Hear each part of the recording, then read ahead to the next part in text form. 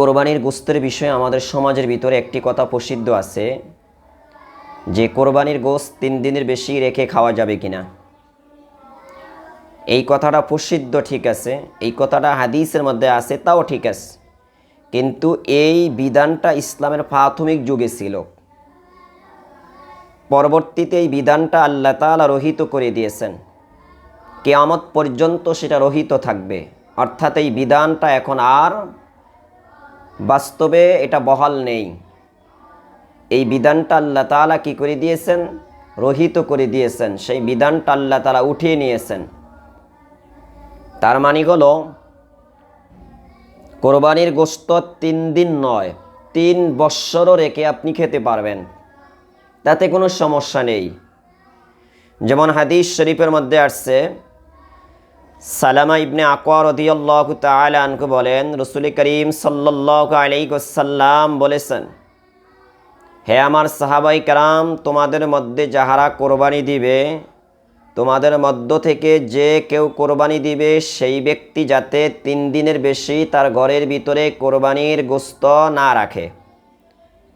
অর্থাৎ 3 দিনের ভিতর যাতে সে তার কোরবানির গোশত খেয়ে শেষ করে ফেলে। সাহাবাই কেরাম রাসূল করিম সাল্লাল্লাহু আলাইহি ওয়াসাল্লামের কথা মতে কোরবানির গোশত 3 দিনের ভিতরেই খেয়ে শেষ করে ফেললেন। পরের বৎসর যখন আবার কোরবানি আসলো, সাহাবাই কেরাম নবীকে বললেন, ইয়া রাসূলুল্লাহ, ইয়া হাবিবাল্লাহ, নাফআলু কামা ফাআলনা আমাল মাযি। নবীজি, আমরা আপনার কাছে জানতে চাই, গত বৎসর যে আমরা কোরবানি করেছি, সেই কোরবানির সময় আপনি আমাদেরকে বলেছিলেন 3 দিনের বেশি আমরা কোরবানির গোশত জমা করে রাখতে পারবো না। আমরা আপনার কথা মতে কোরবানির গোশত 3 দিনের ভিতরেই খেয়ে শেষ করে ফেলেছি। নবীজি, এই বৎসর কোরবানি আসছে, এই বৎসরও কি আমরা গত বৎসরের মতন করব? অর্থাৎ 3 দিনের ভিতরে কি কোরবানির গোশত খেয়ে আমরা শেষ করে ফেলব?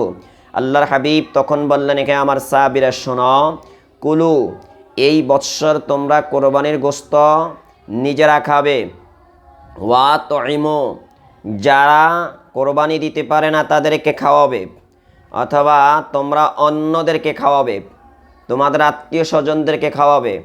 3 নম্বরে বললেন, ওয়াদ্দাখিরু, তোমরা চাইলে কোরবানির গোশত জমা করেও রাখতে পারো। ফাইন্না যালিকাল আমা কানা বিন্নাসি জাহদুন। নবীজি বলেন, গত বৎসর আমি তোমাদেরকে 3 দিনের ভিতরে কোরবানির গোশত খেয়ে শেষ করতে কেন বলেছিলাম? আল্লাহর হাবিব বলেন, এই জন্যই বলেছিলাম, গত বৎসর যারা কোরবানি দিতে পারে না তাদের সংখ্যা ছিল বেশি, মানুষের ভিতরে গরিবদের সংখ্যা ছিল বেশি। ফারাত্তু আন তুইনু ফিহা, আর আমি নবী এটাই ইচ্ছা পোষণ করেছিলাম যে তোমরা তাদের প্রতি দয়া করো, তাদের প্রতি সহানুভূতিশীল হও, তাদের প্রতি তোমরা ইহসান করো, তাদের প্রতি তোমরা সাহায্য করো। তোমরা যারা কোরবানি দিয়েছো তোমাদের সংখ্যা ছিল কম, যারা কোরবানি দিতে পারেনি তাদের সংখ্যা ছিল বেশি। এই জন্য আমি নবী বলেছিলাম 3 দিনের ভিতরে তোমরা কোরবানির গোশত খেয়ে শেষ করে ফেলবে। তাহলেই তোমরা কি করবে? তোমাদের পাড়া প্রতিবেশী যারা আছে, তোমাদের আশেপাশে যারা আছে, তোমাদের ভিতরে গরিব যারা, অসহায় যারা, তাদেরকে ডেকে এনে তোমরা তারা সহ কোরবানির গোশত খেয়ে শেষ করবে। সুবহানাল্লাহ। তাহলে এখানেও আমরা একটি শিক্ষা পাইলাম যে কোরবানির দিনও আল্লাহর হাবিব যারা কোরবানি দিবে তাদের প্রতি আদেশ করেছেন, তাদের প্রতি রাসূল নির্দেশ দিয়েছেন যে তোমরা তোমাদের আশেপাশে যেই সমস্ত ভাইয়েরা বোনেরা কোরবানি দিতে পারেনি, যাদের কোরবানি দেওয়ার সামর্থ্য নেই, ওয়াসাআত নেই, তোমরা তাদেরকে নিয়ে কোরবানির গোশত খাও, কোরবানির গোশত ভক্ষণ করো। তাদেরকে তোমরা কি করো? তোমাদের কোরবানির গোশতের সাথে শরীক রাখো। তোমরা যে কোরবানি দিয়ে আনন্দ করেছো, আনন্দ উল্লাস করো। তোমাদের আনন্দ উল্লাসের ভিতরে তোমরা তোমাদের গরিব, দুঃখী, অসহায়, মিসকিন, ফকিরি যারা, তাদেরকে তোমরা শরীক রাখো। সুবহানাল্লাহ। অপর বর্ণনায় আসছে, রাসূলুল্লাহ সাল্লাল্লাহু আলাইহি ওয়াসাল্লাম বলেছেন, ইন্না কুন্না নাহাইনাকুম আন লুহুমিহা আন তাকুলুহা ফাওকা সালাসিন। আল্লাহর হাবিব বলেন, আমি তোমাদেরকে কোরবানির গোশত 3 দিনের বেশি রেখে খেতে নিষেধ করেছিলাম। আমি নবী তোমাদেরকে কোরবানির গোশত 3 দিনের বেশি রেখে খেতে নিষেধ করেছিলাম। লিকাই তাসাআকুম ফাকাদ জা আল্লাহু বিসসাআতি। নবীজি বলেন, কেন আমি 3 দিনের বেশি রেখে কোরবানির গোশত খেতে নিষেধ করেছিলাম? এই জন্যেই যাতে তোমাদের ভিতরে ওয়াসাত ফিরে আসে, যাতে তোমরা স্বাবলম্বী হতে পারো, ধনী হতে পারো, ধনাঢ্য হতে পারো। আর আল্লাহ তাআলা তোমাদেরকে আগের তুলনায় অনেক ধনী বানিয়েছেন, তোমাদের মাল সম্পদ টাকা পয়সা বাড়িয়ে দিয়েছেন। এখন তোমাদের ভিতরে অধিকাংশ লোকই কোরবানি করতে পারে। এখন আল্লাহর হাবিব বলেন ফাকুলু ওয়াদ্দাখিরু ওয়াত্তাজিরু, নবীজি বলেন এখন তোমরা নিজেরা খাও, আর চাইলে তোমরা কোরবানির গোশত কি করতে পারো, জমা করে রাখতে পারো, এবং তোমরা কি করতে পারো ওয়াত্তাজিরু, এবং কি তোমরা চাইলে কোরবানির গোশত মানুষকে দান করে নেকিও কামাই করতে পারো, এবং তোমরা চাইলে কোরবানির গোশত মানুষকে দিয়ে দান করে নেকিও কামাই করতে পারো। রসুল তারপরে বলেন আলা, হে আমার উম্মতরা জেনে রাখো, ওয়া ইন্না হাদিহিল আইয়ামা আইয়ামু আকলিন ওয়া শুরবিন ওয়া যুকিরুল্লাহ ওয়া যিকরিল্লাহি আযজা ওয়া জাল্লা। নবীজি বলেন হে আমার উম্মতরা শোনো, এই কোরবানির দিন আলা ওয়া ইন্না হাদিল আইয়ামা, রসুল বলেন এই কোরবানির দিনটা হলো কেমন জানো? আল্লাহ কোরবানির দিনটা তোমাদেরকে কেন দিয়েছে জানো? রসুল বলেন এই কোরবানির দিন হলো আইয়ামু আকলিন, খাওয়ার দিন। এই কোরবানির দিন হলো ওয়া শুরবিন, পান করার দিন। ওয়া যিকরিল্লাহি আযজা ওয়া জাল্লা, এই কোরবানির দিন হলো আল্লাহ তাআলার জিকির করার দিন।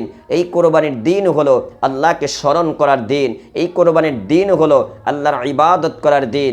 কোরবানি দেই, আমাদের এটা ইবাদত। কোরবানি দেওয়ার পূর্বে সালাতুল আজহা আমরা আদায় করি, এটাও কিন্তু ইবাদত। কিন্তু দুঃখের বিষয় হলো আল্লাহর হাবিব বলেন হে আমার উম্মতেরা, কোরবানির দিনটা হলো আল্লাহর জিকিরের দিন, আল্লাহকে স্মরণ করার দিন, আল্লাহকে ডাকার দিন, আল্লাহকে স্মরণ করার দিন, আল্লাহর ইবাদত বন্দেগী করার দিন।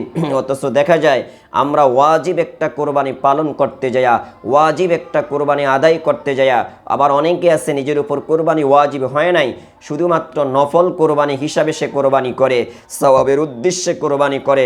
সেই কোরবানির গোশত কুটাকাটা করতে যেয়ে আমরা জোহরের নামাজ পড়িনি, আসরের নামাজ পড়িনি, আবার দেখা যায় আমরা গোশত কুটাকাটা করে বাড়িতে রান্না হচ্ছে, সেই গোশত আমরা ভক্ষণ করে বন্ধুদেরকে নিয়ে আড্ডা দেওয়ার জন্য রাস্তাঘাটে বেরিয়ে যাই, অথচ আমরা মাগরিবের নামাজও পড়িনি, এশার নামাজও পড়িনি।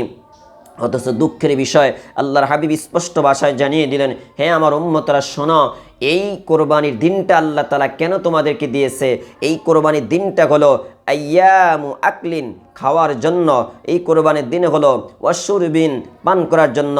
কোরবানির দিন হলো ওয়া যিকরিল্লাহি আযজা ওয়া জাল্লা, আল্লাহ তাআলা জিকির করার জন্য, আল্লাহ তাআলাকে স্মরণ করার জন্য। জিকির মানে নামাজ পড়া, জিকির মানে রোজা রাখা, জিকির মানে হলো ইবাদত করা, জিকির মানে হলো কোরআন তেলাওয়াত করা, জিকির মানে হলো আল্লাহ তাআলাকে স্মরণ করা।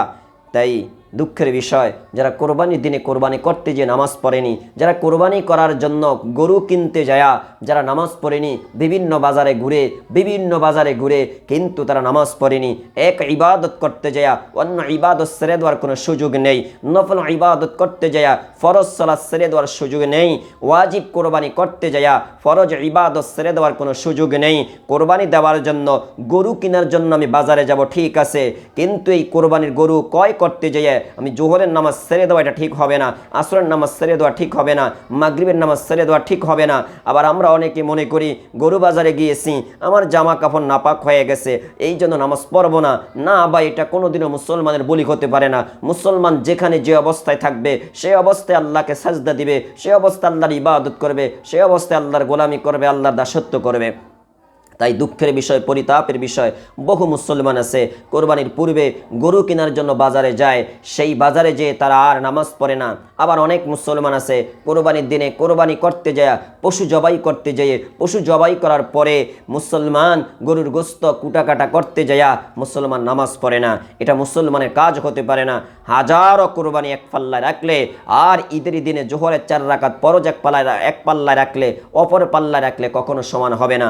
তাই রাসূল করিম সাল্লাল্লাহু আলাইহি ওয়াসাল্লাম বলেছেন কোরবানির দিন হলো খাওয়ার দিন, কোরবানির দিন হলো পান করার দিন, কোরবানির দিন হলো ইবাদত করার দিন। কোরবানির দিনটা শুধু আল্লাহ খাওয়ার জন্যই দেয়নি, পান করার জন্যই দেয়নি। কোরবানির দিনটা আল্লাহ তাআলা ইবাদত বন্দি করার জন্য দিয়েছেন, ঘুরে ফিরে কাটানোর জন্য দেয়নি। সাজগোজ করে বন্ধু বান্ধবদেরকে নিয়ে আড্ডা দেওয়ার জন্যে বিভিন্ন পার্কে যেয়ে বিভিন্ন জায়গায় যেয়ে আল্লাহ তাআলা নষ্ট করার জন্য দেয়নি। আল্লাহর নবী বলেন কোরবানির দিনটা আল্লাহ দিয়েছেন খাওয়ার জন্য, পান করার জন্য, আল্লাহর ইবাদত বন্দেগী করার জন্যে। সুবহানাল্লাহ, সুবহানাল্লাহ। আল্লাহ তাআলা আমাদের সকলকেই এই কথাগুলোর উপর আমল করে তৌফিক দান করেন।